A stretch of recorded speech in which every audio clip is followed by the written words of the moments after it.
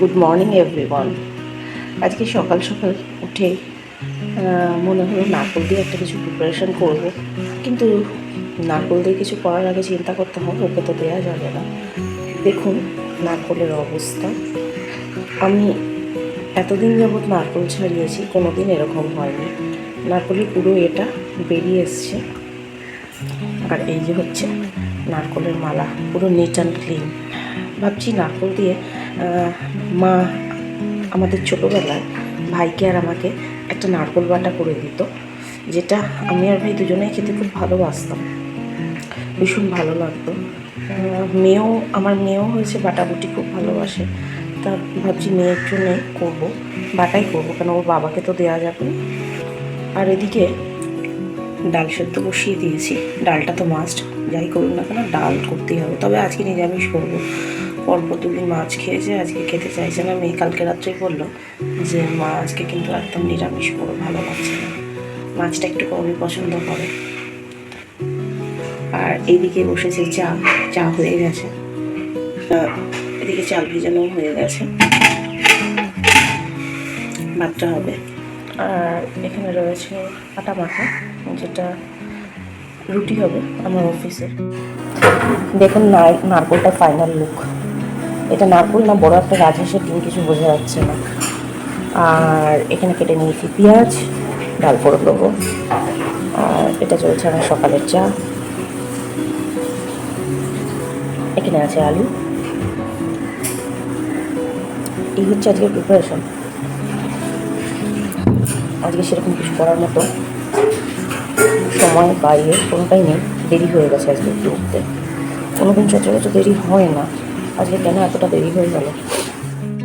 এদিকে কড়াতে চাপিয়ে দিয়েছি ফোড়নের জন্য পেঁয়াজ, একটু ভেজে লাল লাল হবে। তারপরে এই যে ডাল সেদ্ধ করে রেখেছি, ডালটা ফোড়ন দেবো। আমার বাপের বাড়িতে শুধু পেঁয়াজ ফোড়ন বা শীতকালে ওই কালো জিরে ফোড়ন দিয়ে ধনে পাতা দিয়ে এরকম ধরনের ডাল খেয়ে আমি অভ্যস্ত ছিলাম।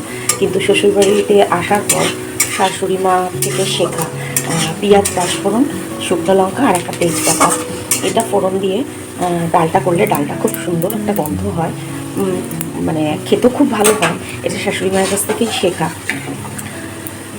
আর আমি দু চার দানা, উনি দিতেন না, আমি দু চার দানা চিনি দিই, নইলে একটা কেমন খাঁড় খাঁড় লাগে মনে হয়।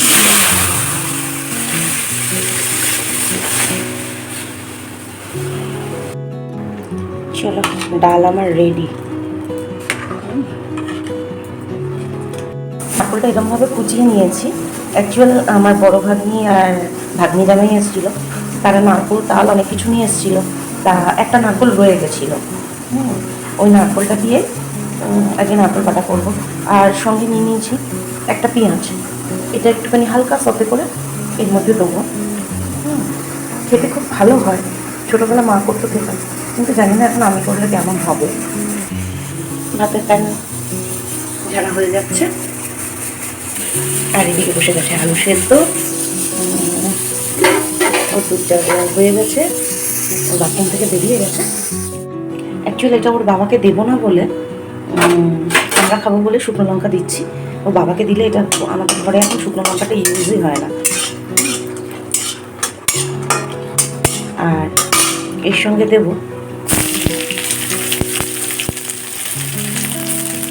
জাস্ট একটু কাঁচা গন্ধটা দূর করার জন্য, কেন নারকোল এমনি সুস্বাদু, নারকোলে আলাদা করে কিছু লাগে না। আর একটুখানি সামান্য পড়তে দেবে, মা দিত না। এইদিকে আমার আলু সেদ্ধও হয়ে গেছে, আজকে একদম সাদা মাটা। আর এদিকে ওর গরম জলও রেডি। এবার ফার্স্ট ওকে গরম জলটা খাওয়াবো, ওর বাথরুম সারা হয়ে গেছে। ভাইরা যবে থেকে বলেছে যে ওকে দুবেলা গরম জল খাওয়াতে, রাত্রে এবং সকালে, সেই দিকে 1 বছর ধরে এই চলছে, গরম জলটা মাস্ট।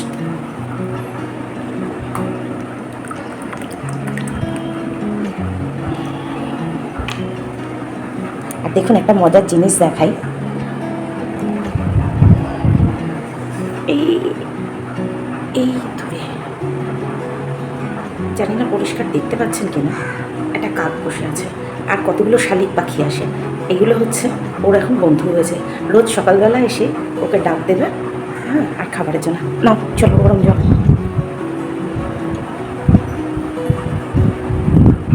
দুধটা তো গরম হবে। হ্যাঁ, দুধটা তো গরম হবে, ঠান্ডা দুধ কি ভালো লাগে? খাবারটা রেডি হয়ে গেছে, ও খেতে থাকুক। ওদিকে আমার নারকোল বাটাটা এখনো হয়নি।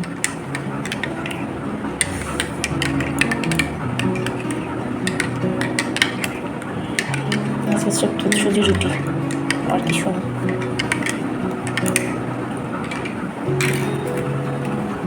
ম্যাটটা পাতা হয়নি, চলো খেয়ে নাও খেয়ে নাও। ডিসপেন্সারি খুলে বসেছি, এই যে হচ্ছে ওষুধ। এখন সকালে দুটো, আবার দুপুরেরটা দেবো। নাও।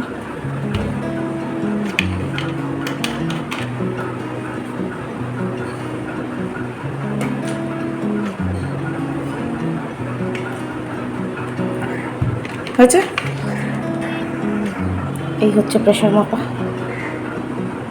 ঠিক আছে।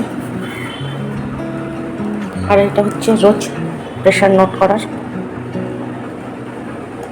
খাতা। প্রেশার মাপা ডান হয়ে গেল। প্রেশার মাপা ডান। এটা হচ্ছে দুপুরের ওষুধ, মানে একটা খুদি ওষুধ আছে যেটাকে কাটতে হয়, বুঝেছেন?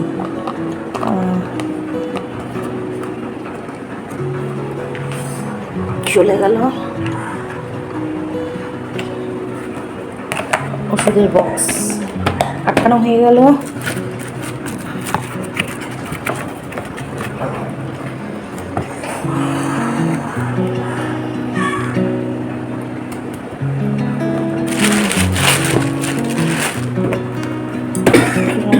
ডান। এবার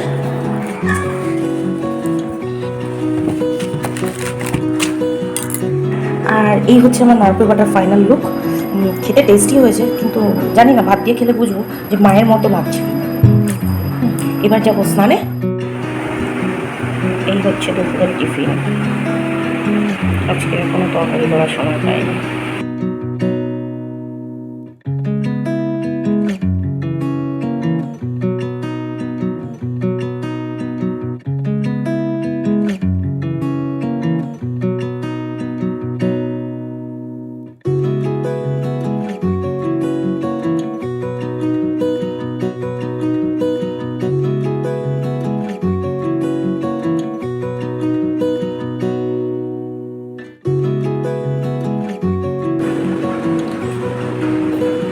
সারাদিন ব্যস্ততা, সকালে অফিস যাওয়ার তাড়া, সেরকমভাবে আপনাদের সামনে আসতে পারিনি। সারাদিনের কার্যকলাপ টুকটাক দেখিয়েছি, ভেবেছিলাম অফিস থেকে ফিরে এসে আপনাদের সামনাসামনি হব, কিন্তু সেটাও হয়নি। আজকে ভীষণভাবে আমার শরীরটা খারাপ, খুব বিধ্বস্ত লাগছে আমাকে। যাই হোক, এসে আবার করলাম ডাল মাখানি আর পরোটা। মেয়ে পরোটাগুলো সেঁকে দিয়েছে, আর সঙ্গে আছে কাঁচা পেঁয়াজ আর লঙ্কা। এই দিয়ে রাতের খাবার আজকে। তো জানি না করেছি, ও বাবা খুব ভালো খেলো, মেয়ে সেকেছে, চামড়া হয়ে গেছে। যাই হোক, করে তো দিয়েছে, খেয়ে দেখি।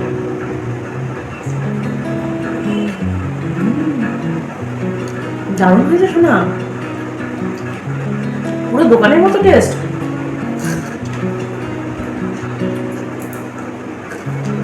অনেকদিন পরে করলাম, এখন এসবগুলো করিই না, একদম সাদামাটা পাতলা পাতলা রান্না তো।